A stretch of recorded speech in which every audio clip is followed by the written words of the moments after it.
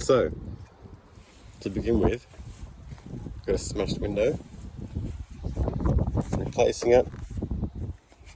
We've got one screw there. Pop this out.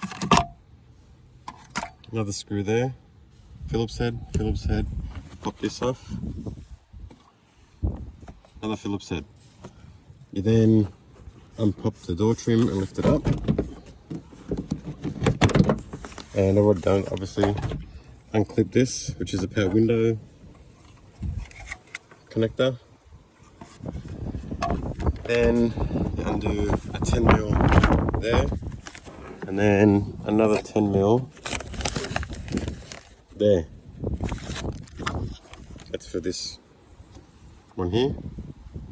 Over here is a little Allen key star-shaped thing. So you can pop this one out of the way, just with a screwdriver. Once you've done that, it's just a matter of jiggling the window in between the gap there, and you'll be able to move this plastic one, or metal one, out of the way. A little bit of fiddling, but you'll get the idea of how to get the window down in there. Once the window's in there, it's a matter of lining up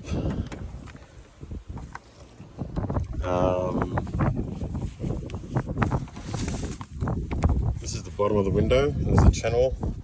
There's a white nylon that you just need to line up in the bottom when you put the window in.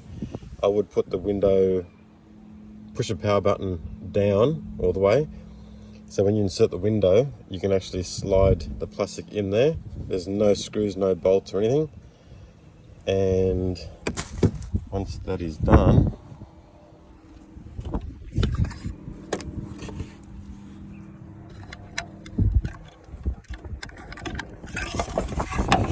the window will then go up and down.